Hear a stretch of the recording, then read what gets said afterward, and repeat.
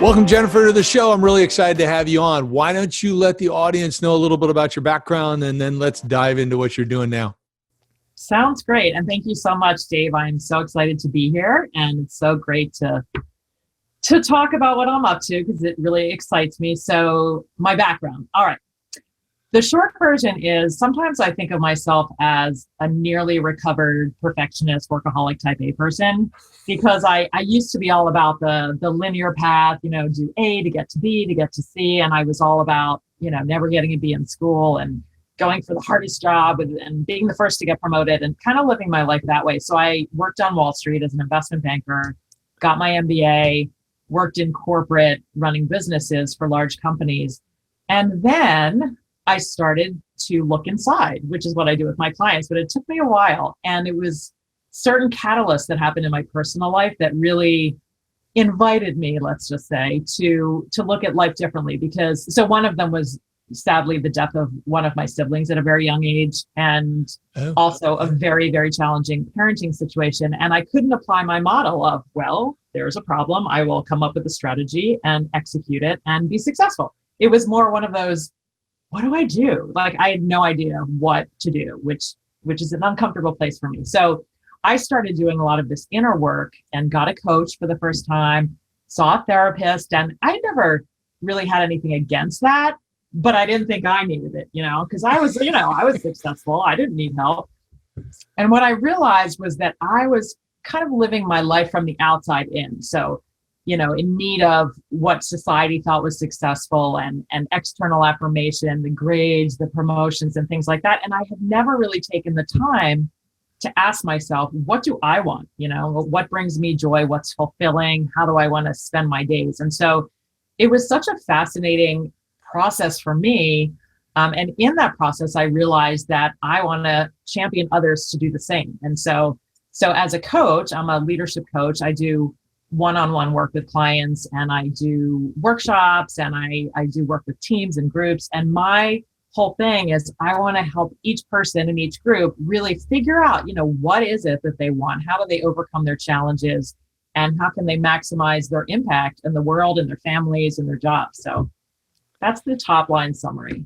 So am I following you correctly? It sounds like, and I had part of this myself, it sounds like based on your life experience, early on, you kind of went into performance mode, and that was the way that, so everything was based on performance, love, affirmation, blah, blah, blah.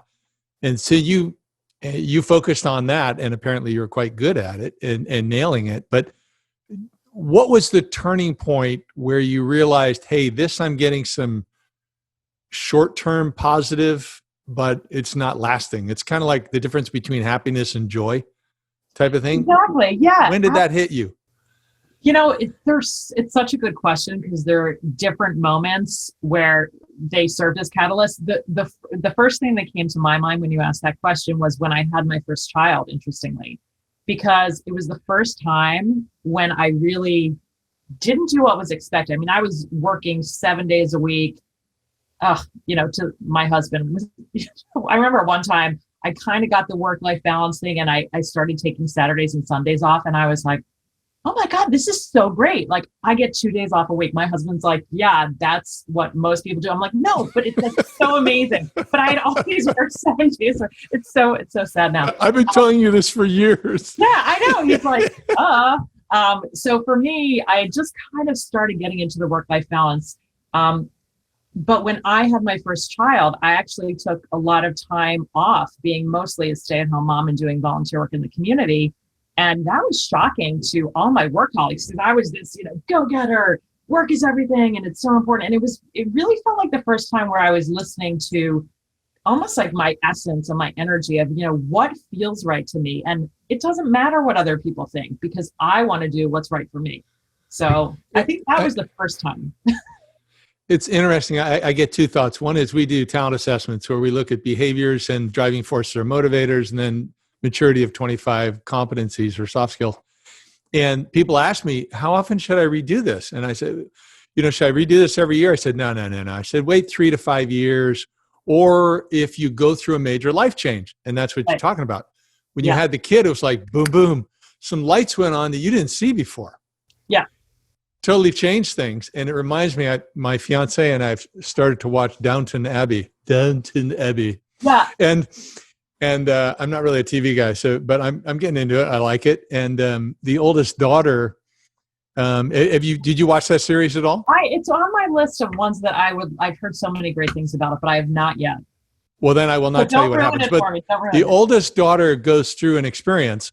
She's pretty cold. And she comes out of it. It's a very difficult experience. And it's in like the third or fourth episode, the first season. And she comes out of it and says, I just realized there can actually be joy in life. It's like, it's like, so surprising. Yeah. Ding. And so now you work with people and they are performance oriented, hopefully. Otherwise there's a different problem going on. How do you get them to open up because I've worked with people and sometimes they say, Dave, particularly young people, they'll say, I don't know whether you're my therapist or my coach. You probably get the same thing, right? Yeah. People say, well, I know this isn't therapy, but ... And then we'll talk about emotions. And one thing I love to do, which I'm sure you do too, is just normalize it. Look, we're human. We all have emotions, and emotions actually drive most decisions, ways we show up, and they belong in the workplace. And so I really try to normalize it. So that's one way.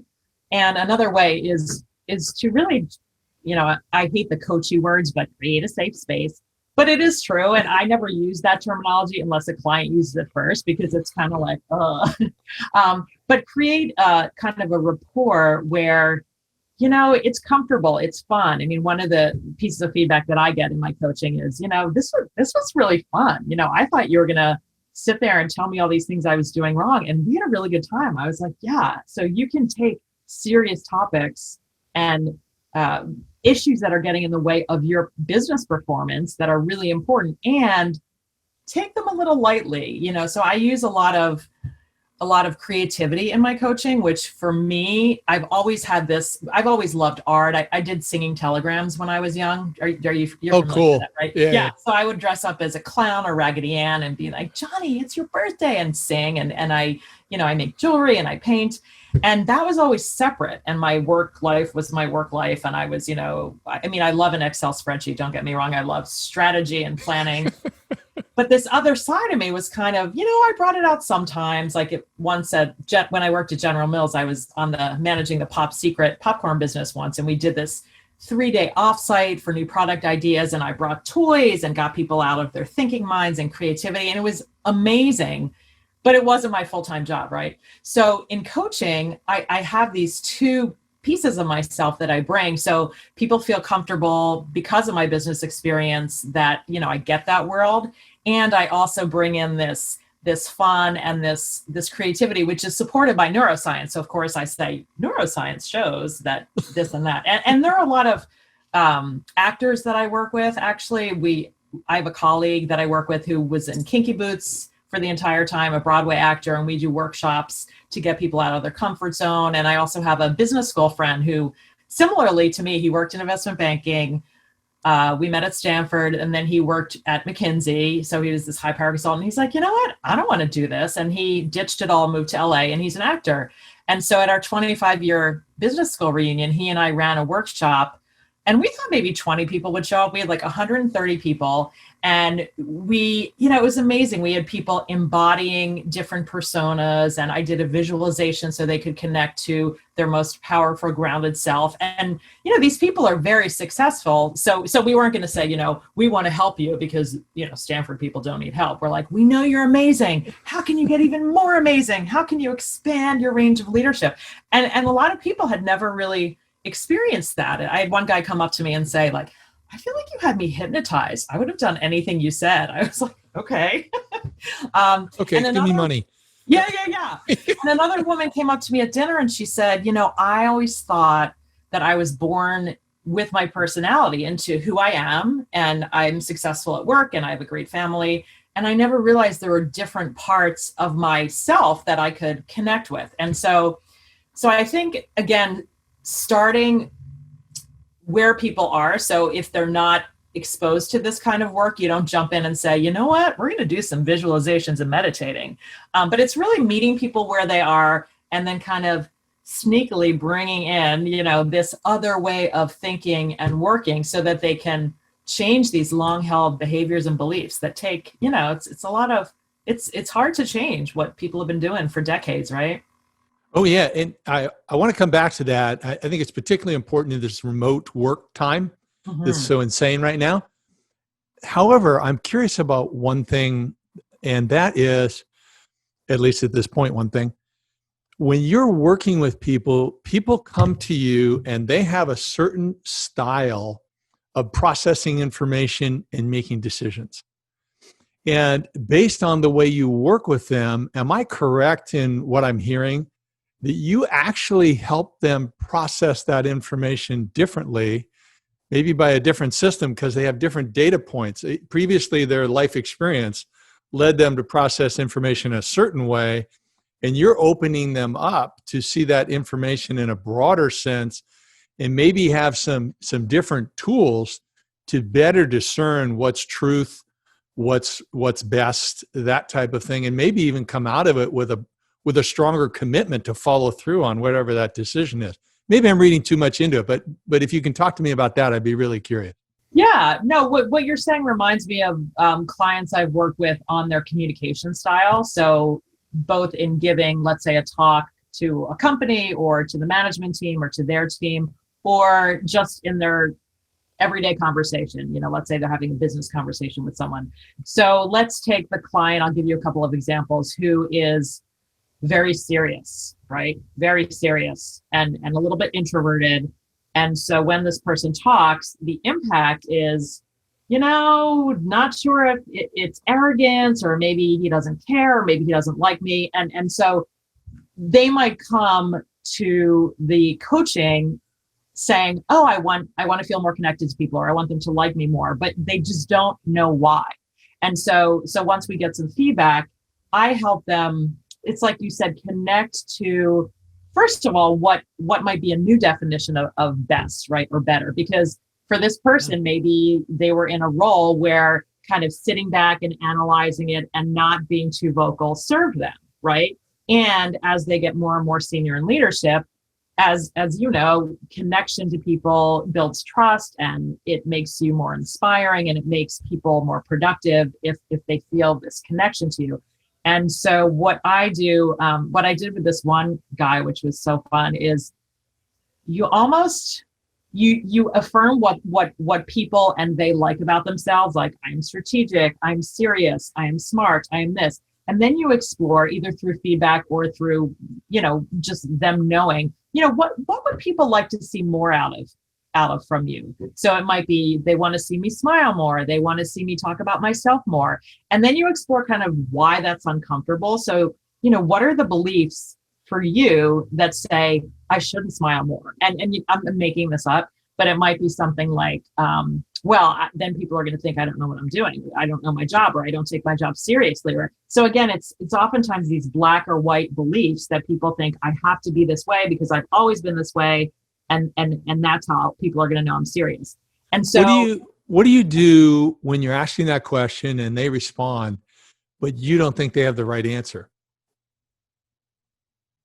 So in other words, they're saying, well, I could smile more. And you're thinking, well, maybe that's part of it, but your tone of voice, your body language, or the information you're communicating isn't, enough for the people, or I don't know what it might be.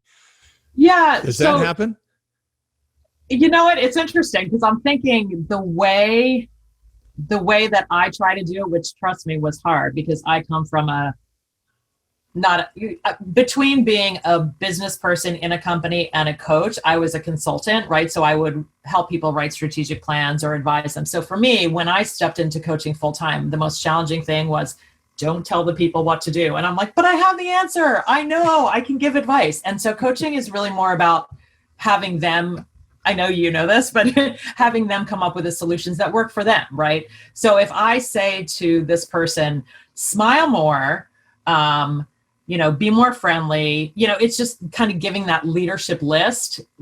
They're going to be like, well, what? That doesn't work for me. So what I try to do is connect them to let's say we're trying to make them more personable and connected. When is a moment in your life when you felt crazy connected, you didn't care, you were carefree, and it might be a time with their children or a time with a significant other, or just connecting them to their way of being that way and then having them channel that. Does that make sense?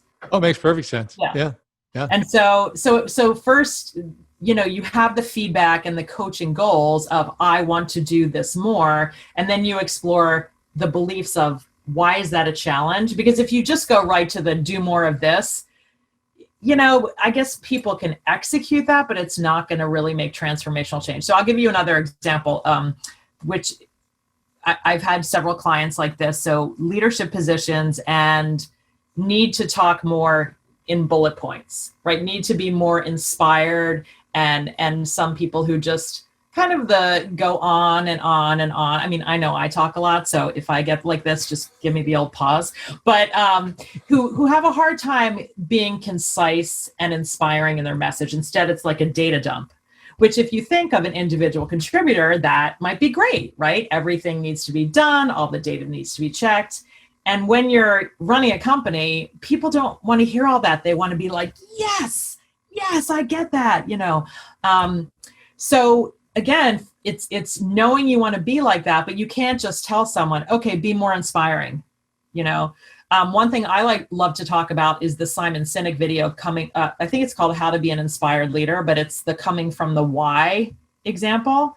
I don't know if you're familiar with that, but when you give them an example of someone who does this well. So he talks about the Martin Luther King, I Have a Dream speech. And, a lot of times people are so stressed out and they just want to get the information and the marching orders out that they'll start with the details. And so it's more like, start with the why, start with the big picture of, why are you inspired by this? What is exciting to you about this? And then when you talk from your inspirational place, you're going to ignite that spark in others. And then you're going to tell them the details. So Martin Luther King didn't say, okay, I'm going to go to these places and we're going to do the march in these cities and you're going to do this and you're going to do that. He started with, I have a dream. And so people are like, oh yeah, I don't do that. I just get into a meeting and I start telling people what to do. So it's like, oh, interesting. So then I'll say like, okay, what's your I have a dream speech for this? Just because that's such a clear example for this project. Like, why do you even care about it? And I think in business, people oftentimes think that, like you said, this is therapy, that's emotions, that's too woo-woo. And it's really giving people permission to tap into that human element and see that that's inspiring, and that's how they're going to encourage people to follow them. So that would be a first step. And then also getting at what is preventing you from doing that? So why do you feel like you have to communicate every detail? And, so often it's that I need to have people think I'm right. I need to have people think I'm smart. And it's like, okay, so you're running this company. If you had to guess, do you think that people already know that you're smart and successful? Well, yeah, I guess they do. Okay, so is that a belief that we can kind of retire? Like, do you no longer need it? So I try and engage them and ask them a question so that they can be like, oh my gosh, you're right. So anyway. Do you have problems with some of these people where when you work with them in this way, that when they're thinking of the why, they're looking at it from their perspective, which has some value, but they should be looking at it, why do my people want to follow this or buy in, or why do our clients want this particular thing? So why is this so powerful, looking at one of those two audiences, either my people so they'll buy in, or our clients so they'll buy in? Is that a problem, or is it more you think they should go from themselves and what drives them? Well, I think it's both. It's a yes and. It's reminding me of a feedback model I have, which I love working with people who are uncomfortable with conflict and giving and receiving feedback, which is many people. And so I have a model, it's called the WIN model. It's WWIN. So it's like, here are the steps you can follow to give someone feedback. And the first step is a why. And to your point, it's not only, so let's say someone does something and you want to give them feedback, right? They make a mistake. Typically, you can imagine, I know I'm oversimplifying, but you might say, you know what, you did this wrong. You need to do it this way instead. And then that can make people feel really defensive and like you're criticizing them and whatnot. So if you back it up and go to this broader why, both for you and the person and the company, you could start the conversation with something like, look, I really value you as a member of this team, and I want nothing more than to support you and see you grow and get you to the next level. And of course, our business depends on you. So it's like, it's good for me, it's good for you, it's good for the business. And then there's more to the feedback model that kind of neutralizes it a little. But that first step of setting the context, and obviously it depends on the situation, but I think all of those are important. And yeah, if someone has a challenge with that, I think from what you're asking, it seems like it's the challenge of people who are really stuck in their own perspective. And how can we flex that empathy and compassion muscle? And visualizations I do for that, which can be impactful and really trying to train people to, if they're making assumptions, put themselves in the other person's position and see the situation differently. Yeah, it sounds very powerful. Now, I noticed in some of your materials, you talked about helping people so they don't act reactively, but more creatively. Yes. Do you want to talk more about that, or is that kind of what you were just describing? I'd love to talk about that. Thanks for asking. So reactive behavior and mindsets is more, this is happening to me, right? So, my boss is mean to me, or it's a really challenging year, or, it's almost putting yourself in the victim box, but not necessarily. It could be more in a client facing role. The client asks for something and you just give the client what the client needs, right? So you're reacting to what's coming towards you, either a situation or a request or whatnot. And the creative way of looking at that is really saying, what is needed. So in the client example, instead of just waiting for the phone to ring, and there are always going to be requests, you're always going to be able to keep busy, but consciously carving out time to be innovative and spend some time with creativity and say, what is going to get this business to the next level, or what do I project the client will need, or how can I better serve them, as opposed to just reacting to that. And it's funny because the drama triangle is something I work a lot with. And oftentimes we do put ourselves in the victim role, right? Which is the poor me, oh my gosh, it's not my fault. And, there are varying levels of that. But there's kind of a healthier triangle. So there's victim, villain, hero. And then there's a new triangle that has new words. And the word for victim gets crossed out, and the word creator gets put in. It's not like the creator of the universe or anything like that, but it's more, okay, these are the circumstances around me and it's happening. What can I create from this? So again, even if it's something that really sucks, like for me, when my sister was ill, or when my son was doing all sorts of rebellious things, like I couldn't change that. And yeah, it did suck. And it's almost like saying, okay, given this, what can I create? And that's when some of the most amazing growth happens. I mean, for all the hours of sleep I missed and the circles under my eyes that got added from my son's struggles, I would have never evolved to the person I am today without that. And so it's not easy, but it's possible. It's possible. Yeah, it's when you have that creator, hero, villain model, how does that work? I mean, you talked about the creator piece. So, and I've also heard one that is, it's the victim, good or bad. And when it's been victim, good or bad, what came to me was you really didn't want to be any of them in his model. This was Danny Silk, who does them this way. He calls it the irresponsibility cycle. And the victim is pretty obvious, oh, well, it was me. The good person is who the victim engages to believe, complains to the good person, and the good person, oh yeah, you're okay, you didn't do anything wrong, or tries to save the situation.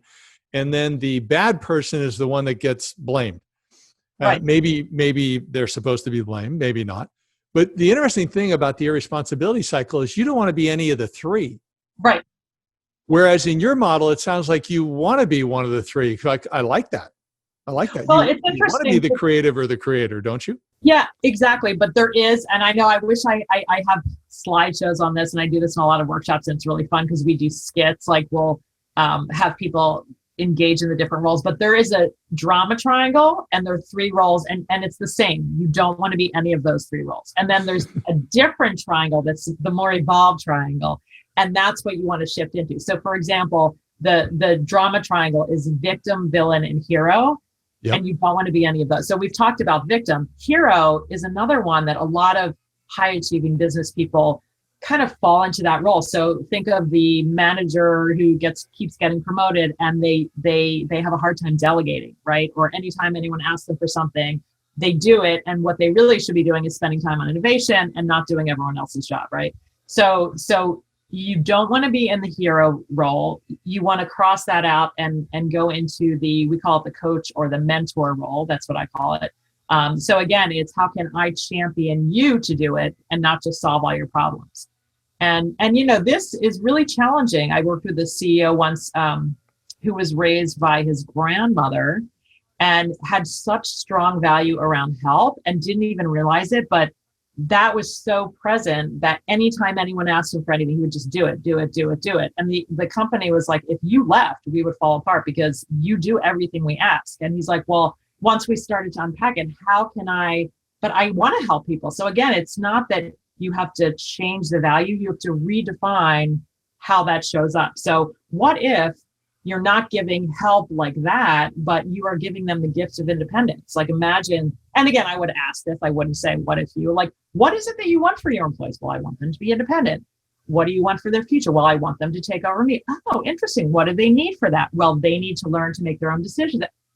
So what if you gave them the gift of empowerment and you were still helping them? So it's almost like, how can you transition from one role to another while maintaining who you are and what your values are? And oftentimes, again, subconsciously, it's so black and white that you might be thinking, well, if I say no to a request, then I'm a jerk, So anyway, so that's the hero role. We talked about the victim role. And the other one is the villain, right? So the bad guy. And again, you don't want to be in that role. You don't want to see people in that role. So the villain becomes the challenger. And so again, and it can be an event too, right? Like the virus situation, right? The pandemic is challenging us to come up with new ways to connect with each other, new ways to grow our businesses, new ways to not, be driven crazy by our family. So if we sit around and be like, oh my God, it's their fault. They're the one who did that to me. It's more like, interesting. Okay, so maybe my boss isn't a very empathetic person. Maybe my boss is really cranky. Given that, instead of being in the victim role and seeing them as the bad guy, it's like, what are they challenging me to learn? Like, what is life trying to teach me right now? Oh, maybe I need to detach from being triggered. Maybe I need to work on my triggers. Maybe I need to get more creative. So, it's all related. But I have these 2 triangles. Yeah, there's like the good triangle and the not so great triangle. So it's like, how can you shift? So what I have people do in workshops, it's really fun, is we have people pick a challenging situation in their lives, personally or professionally, and then do 2 skits, and one skit, and I have them really embody it, like do an exaggerated version of that. So if you had three characters in the story and they were victim, villain, and hero, how would you tell the story? And then they act it out. And then they act out the version where they're the new roles, where they're kind of the more evolved versions of themselves. And it's fun. So again, it's like bringing humor and lightness to something that happens with all of us. It always happens. I mean, I get stuck in those triangles too, even though I help others get out of them. Yeah. Well, we're all human. We're all human. So let me go back to, as we approach our close here, let me go back to what you're talking about as far as the humor and the creativity that you bring in to help people understand things better, particularly in this time of so many people working remotely. So what are the types of things you're doing now with clients on a remote basis? Particularly, I'm kind of interested in the group things. Yeah, I'm glad you said that, because the first thing that came to my mind when you said that was the word group and team. And I've just gotten through a year-long, very strenuous certification process for team coaching. So it's team and group coaching. So it's coaching not one person, but a relationship. So it could be a personal relationship or a professional relationship or a team. And it's different from group coaching, because group coaching is when you have a group and you're kind of looking at each individual person's issues.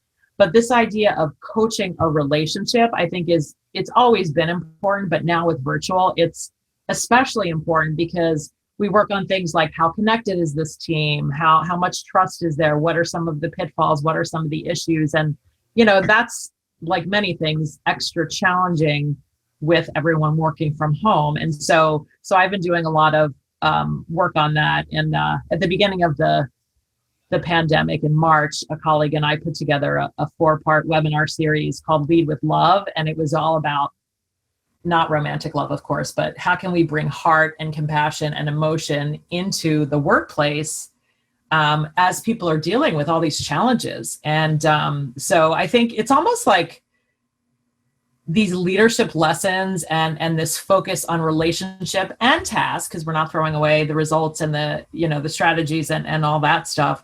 But there's been such a need for that anyway. And so with such extreme conditions, it's almost like people are being forced to learn these lessons. They don't necessarily want to. They're like, I'm not ready. Like, I don't want to talk to people about their feelings. Well, guess what? You have someone who's totally stressed out, their kids running in and out. And so it's almost like an excuse to do whatever. And I love it. And even issues that people, I had a client who one of his leadership goals was to make faster decisions and was very conservative. And that was the feedback. And with the virus and all the crazy stuff happening, he had to make quicker decisions. And he learned that, oh my gosh, my decisions have actually been better and I've been so much more productive. It's like, oh my gosh, that's so interesting. So typically I try to get people to do things totally differently in service of their leadership. And now it's almost like, okay, we have to do things differently because, the world is upside down and topsy-turvy. So but it comes back to what you said. If he's making those quick decisions and his focus is on the decision rather than the relationships it's going to affect, they're not going to be good decisions. So if you're helping that leader make decisions and he's thinking relationship first, business objectives second, that doesn't mean you sacrifice the business objectives. Then it sounds like you're helping him understand that. And so he can make better decisions more quickly, but it's not hurting people, because a lot of people, when they shift to speed, they're going to hurt people, even if it's quote unquote the right decision. Absolutely. And there's so many different cases out there. And I hear you. And that is a challenge for so many leaders. For other leaders, it's almost the opposite in that some people, so how people's strengths, when taken to the extreme, sometimes become their Achilles heel. It makes them more reactive. So when your strength is on steroids, sometimes it's not effective. So for some people who value relationships so much, that might, decision-making might be here and relationship might be here, that maybe they feel like, oh my gosh, I need consensus. I need to check with everyone twice. I need to make sure no one's offended. And so if that's the case and you're like, you know what, I got to just make the decision, I think you're right. The fear will be, oh my gosh, like I'm just not going to care about people anymore. I don't care about relationships, but it's not black and white. So even if it can move closer like this, for some people, they need to ease up on relationship, but not in a way that makes them not care about people, in the way that maybe makes them be fearful that they're going to hurt someone's feelings, Yeah, no. And I love the title of your webinar series, because I'm always reminded by Jesus saying, he only gave one commandment. It's like, hey, people are going to know if you're following my teaching, if you love people. Yeah. And that's really what it comes down to. If you're not loving people, then they're not going to see me. They're not going to know you're my disciples or whatever. So, I love the title of your webinar. Yeah. Thank you. Yeah. And I have to say, one of my first official coaching classes, because for coaches, I think we realize we've been doing this our whole lives. And then we realize, oh my gosh, it's a career. I can just do this. That's awesome. So one of my first classes, I remember one of the class leaders said at the end, he's like, the key to being a great coach is you need to love all your clients. And I was sitting there thinking, like, that sounds a little creepy. I didn't get it at the time. I was a newbie, and I was like, what does that even mean? And now I'm like, of course, because you love them for all that they are. And I think the key to being kind of a high functioning, like grounded person is to also love and accept all parts of yourself, which is a whole other passion of mine in my work. So yes, it comes back to love, the heart. Yeah. And I will send you, because I think it builds on what you're doing, or maybe you're doing exactly the same thing. But I wrote up something called Good Cop, Bad Cop Leadership, built off Good Cop, Bad Cop negotiating style. And what I teach my clients is you can always be the good cop. And the bad cop is the business objectives, the client expectations. It's all these other things. It's usually not people.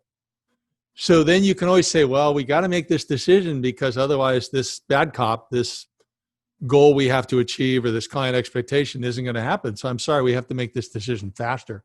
And it helps some of my clients who are too easygoing, like you talk about. Yeah. Oh yeah. Be able to feel more comfortable of having a firm boundary. I mean, like, I have a few clients that they're just too nice. Yeah. Yeah. Exactly. Yeah. Yeah. It is. It's hard. It's the personal boundaries are another one that a lot of people work on, and it's tough. Yeah. So I want to wrap up, and I want to wrap up by giving the audience a challenge that I really want you to contact Jennifer. Jennifer, I want you to give your contact info in a moment here, or how they can learn more about your services. And one of the reasons I want to encourage the audience to contact you is that I'm recommending that at least quarterly, if not monthly, you're doing a team bonding event with your people, because so many people are remote. Yeah. And I really believe, based on our conversation, what I've read about you, that you're going to have some unique ideas for what those events can look like and be memorable. But not only that, give people some new learning, some new knowledge, and some things to consider that they could apply outside of the event. So yeah. That sounds, am I correct that you've got good ideas there? Yes, I think that is super important. And even providing the place and the space and the permission to have certain kinds of conversations that people just are usually too busy to have, that really helps business. It not only helps people feel better, but it helps you, think about someone you really like and feel connected with. You're much more likely to help them out, or to share if you need their help. And so this idea of doing things to build trust and positivity is especially important now. Yeah, I totally agree, particularly because we're not in the office. We're not seeing each other. We don't have those minor conversations going on, that type of thing. So Jennifer, how can people get a hold of you, or at least learn more about you and what you do? Because I really want to see people focus on strengthening their relationships with people. There's a place to pursue numbers, but there's also a place that's very important for these relationships. Yes, I agree. So you can learn more about me at jenniferdaviscoaching.com. And my email is jennifer@jenniferdaviscoaching.com, 2 N's. And so hit me up. There's a contact button there, and I'm happy to talk to people about some of the more details on the ideas that you mentioned. So if you're curious about how can I create more trust or positivity or bonding for my team, then one of my colleagues referred to me once as an idea monster. She's like, you're an idea monster. I just love brainstorming and coming up with ideas. So I always say, whatever your challenge is, I've got something for that. So Fabulous. Well, thank you so much for joining us, Jennifer. I really appreciate it. Thank you, David. It was so nice being here.